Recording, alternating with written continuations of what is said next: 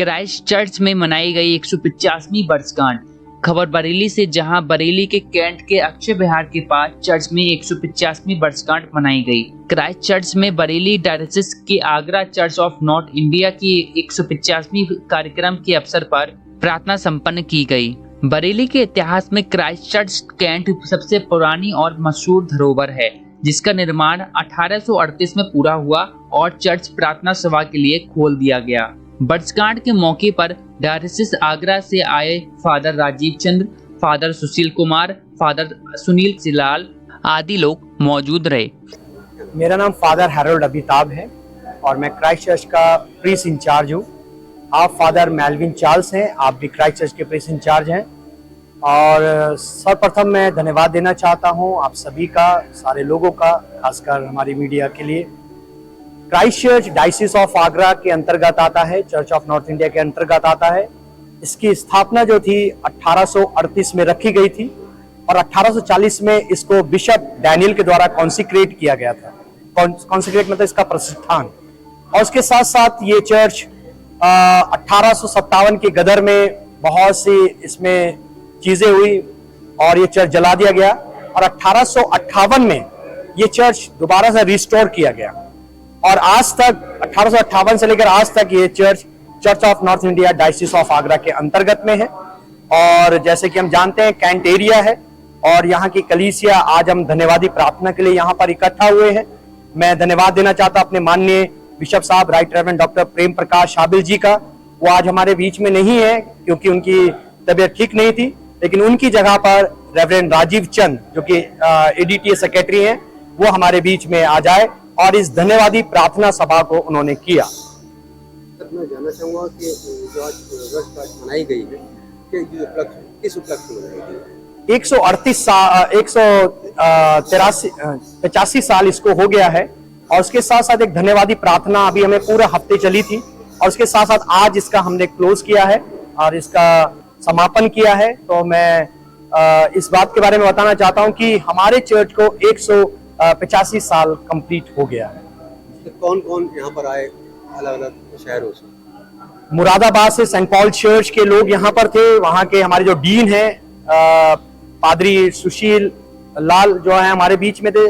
उसके साथ साथ पादरी सुनील एस लाल हमारे बीच में थे और उसके साथ साथ हमारे और भी पादरी लोग हमारे बीच में रहे, जिन्होंने तरह तरह से अलग अलग तरीके से इस थैंक्सगिविंग मीटिंग को किया। तो बड़ा सवाल उठता है कि कुछ टाइम पहले ये चर्च बंद कर दिया गया कि कोरोना काल चल रहा था।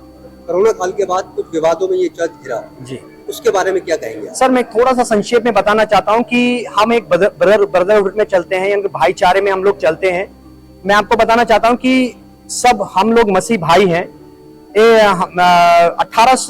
1989 में मिस्टर एम लाल थे, उन्होंने हमसे प्रार्थना के लिए ये चर्च लिया था, केवल प्रार्थना के लिए कि हम यहाँ प्रार्थना करेंगे।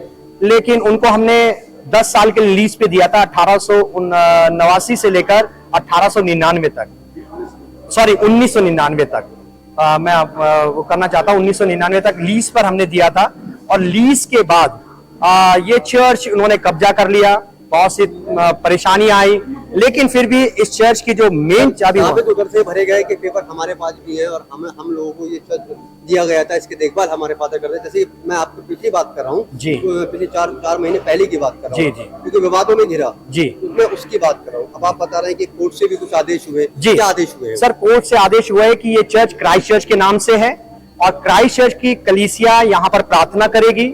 क्राइस्ट चर्च की जो कलीसिया है यहाँ पर धार्मिक कार्य करेगी। क्राइस्ट चर्च की कलीसिया धार्मिक अनुष्ठान करेगी और क्राइस्ट चर्च की ही कलीसिया को किसी प्रकार से बेदखल ना किया जाए। दूसरी पार्टी को यह कहा गया है और ये स्टे ऑर्डर है, कोर्ट की तरफ से हमें मिला है। अब क्या लगता है, जिस तरीके से आप देख रहे हैं, एक बड़ा सवाल हो रहा है कि अगर मान लीजिए कोई भी प्रार्थना करने आता है यहाँ किसी भी समाज का, खास तौर से अगर मैं बात करूँ और चर्चों की, वहाँ से कुछ लोग आते हैं कि उनको रुका जाएगा या उन्हें प्रार्थना नहीं सर, ये प्रार्थना का घर है। बाइबल में लिखा है, प्रभु यीशु ने कहा मेरा घर प्रार्थना का घर है। तो हमारी किसी से कोई लड़ाई नहीं है, कोई रंजिश नहीं है, कोई मनमुटाव नहीं है। सब आइए, प्रार्थना कीजिए।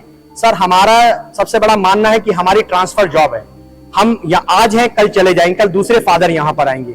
हमारे कोई रोक टोक नहीं है। और चर्च, मंदिर, मस्जिद, गुरुद्वारे, यहाँ किसी प्रकार की किसी व्यक्ति को कोई रोक टोक नहीं है। जैसे कि अभी आपके पास ट्रांसफर जॉब है, जी। कब तक से कब तक टाइम पीरियड रहता है? 5 साल मिनिमम और मैक्सिमम उससे ज्यादा, लेकिन 5 साल से ज्यादा हम लोग कहीं नहीं आपको रुकते। कितने टाइम हो गए यहाँ? मुझे अभी 4 महीने हुए हैं। जी। अब क्या करेंगे इस चर्च के लिए? और बहुत से लोग जैसे कि आप यहाँ प्रार्थना करने आ रहे हैं, जी। प्रार्थी लोग आ रहे जी। हैं, उनके लिए चर्च क्या क्या कदम उठा रहा है, किस तरीके के सहयोग के लिए आगे बढ़ेगा?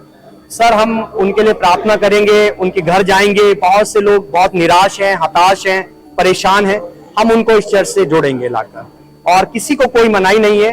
हमारे जो दूसरे जो पार्टी है, जो विवाद वाली बात हो रही है, वो भी आए, वो भी आराधना करें। हमें किसी के लिए कोई भी मनमुटाव हमारे अंदर नहीं है।